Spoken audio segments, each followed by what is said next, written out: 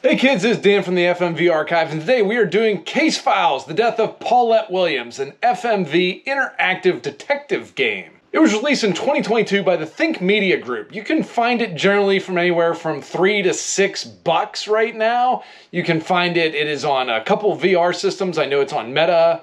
I think it's on PlayStation VR. You can find this on Xbox. I think you can even find this on the iOS. I said the game was $3 to $6 because this game is short. I mean, if you play this thing the whole way through and do everything on it, you've got about 45 minutes into it to get one playthrough. Definitely a budget game. So what is this game? It's an interactive FMV thriller. It is all FMV. There are a little bit of an interface you have with a computer on this that is minimal at best. A telephone. Holy cow, is that exciting. We get to use a telephone in this game. So, who is Paulette Williams? She is an old lady who was about to die, but then died. And then the toxicology report said she OD'd on Oxycontin. Sure, we've seen it before, but have we seen it before when they keep going back to the 5 missing Oxycontin pills? No, of course we haven't. Let's get right into our 10-point system to figure out how good this game is and should you be buying it.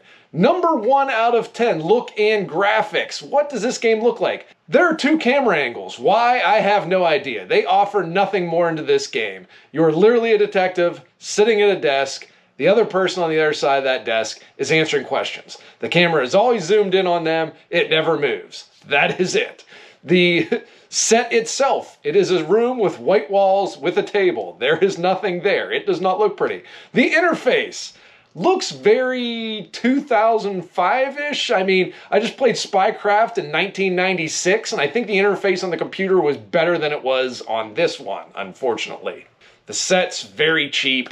2 out of 10 for look and graphics here. Gameplay, oh boy, there is not too much gameplay right here. At most, your choices are A and B, and it is very simple. You go through an initial kind of get to know this person, the suspect, and then at the end of that initial one, you get to either press them harder or try to be their friend. That's your only choice. That's it. And then you might think, this is kind of like LA Noire where you have to watch their body language to make decisions. No, it makes no difference at all either. There are so few choices in this game that it really doesn't matter at all.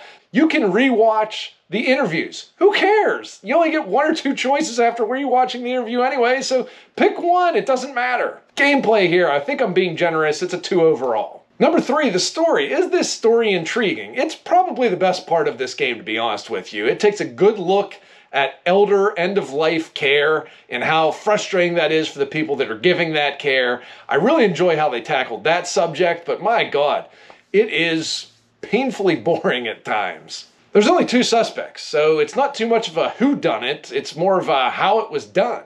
Even more disappointing is it is fairly easy to eliminate one of these people as the killer on the first half playthrough of this game.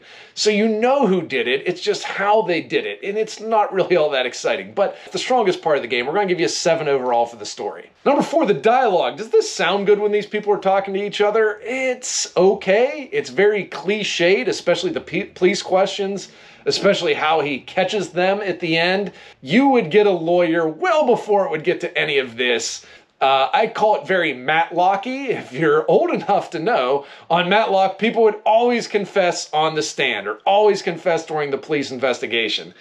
That's not how anything works. You actually need clues and evidence to convict people now, or even to get them to talk to you without a lawyer. For a 1950s police procedural, I think it would pass, but today, people are way too smart, way too intelligent. This is just a 4 for the dialogue, and that might even be generous. Number 5, the consequences of your decisions. Does it really matter what you pick in this game? Pretty much not. This is a super linear game. Before you get to the ending, you only make one A or B decision. That is it. You get that information. After you get that, it's the final part of the game. You pick who you think did it. You can either arrest both of them, arrest one of them, arrest the other one, or just let them both go. There's even alternative endings here. There's 6 total endings, which you think, oh man, that's pretty good. 2 of them are slight variants of the actual endings that are there. If you want to see our spoiler-free playthrough and guide and how to get all 6 endings on that, we have that up here on our channel. I think the video is under 4 minutes because there's not too much to choose here. The consequences of your decisions, I'd say it's generous. We'll give you a 3. Up next, the acting. Is the acting any good? Ramon Hamilton is the investigative cop here. He's actually pretty darn good, and he should be. He wrote and directed this thing, so he knows what's coming. His pacing is good. Sounds like a very natural cop. The other two actors, they're not bad. They're okay. They're not really showing emotion a lot of the time. Again, I'm only playing $3 for the game, so I'm not kind of expecting that much, but it's definitely you've seen better in FMV games, so we're going to give you a 5 overall for the acting. Number 7, direction cinematography. How is the camera work in this one? Does it look good? Does it flow nicely? Are you captivated? Absolutely not. There are 2 cameras in this. Why the hell are there 2 cameras? They're just different angles. It's not like you see hand movements under the desk with a camera angle that may be showing that they're jittering, they're tapping their toes, they're wiping sweat from their brow. No, the camera angles make no difference in this whatsoever, but you have 2 to choose from. Who cares? To make this game a lot better, you don't need to be in the game, your character. You could just be the inner monologue of this guy asking the questions. And when you looked at the clues, you could be making decisions based on those clues that you look at. Oh, they're broke. Maybe they're doing this for the insurance money. No, there's none of it. It's just, should I go hard or should I be their friend? That's it. Really poor in the direction here. I want to give it a 1 overall, and again, I think that's a little bit high. Number 8, the music. The really only time you see this is at the beginning. It's okay, it's fine, it's just pieced together. It's probably some garage band stuff. Overall, the music, it's there, but it's just passable at best too. Number 9, inventiveness. Does this game do anything that puts itself out there and makes it different from other FMV games? Yes, I would say it does absolutely nothing different whatsoever. It doesn't push the envelope on anything. I'd say that's the inventive thing. They really don't try anything new in this. You get to replay the videos. I guess I really don't remember seeing that in too many FMV games, that you can rewatch the questions, but who cares? I'd say the inventiveness on this is a 1, and that's just because you can watch the replay of the videos that you've already watched 2 seconds ago. Number 10, fun. How much fun is Case Files? As you can tell, this game is not a lot of fun. I enjoyed it just enough to finish it on my first playthrough, and this is what's really bad. The replay, you can skip videos in this, but it is a painful load. I'm playing it on a PS5. This should be like instant. I have to wait for the video to load up. I have to wait to hit next. I have to listen to the phone conversation in its entirety before I can make the decision. All I do is make the B decision because I made the A decision last time. I've already watched the video. I know what happens. This game, I think, is a 4 overall for fun. It's not horrible. It does do things, but there's a lot better way you can spend $4. The final score, a 31 overall. It is not good. I would not recommend buying this. The final verdict, stay away from the Case Files of Paulette Williams.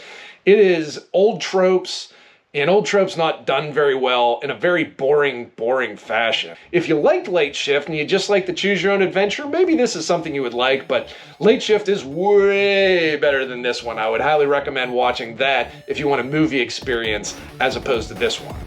So that's it for the Case Files Death of Paulette Williams. Probably should pass on this one, but thanks for watching from the FMV archive. If we can do something like save you a couple bucks to stay away from a game, we can do that. If you must, and if you just really want to see what the game looks like, check out our playthrough. It's a little short snippet of how to do it, and it's spoiler free, but you get a little look and feel for the game. Thank you, please like and subscribe, and enjoy it until the next time.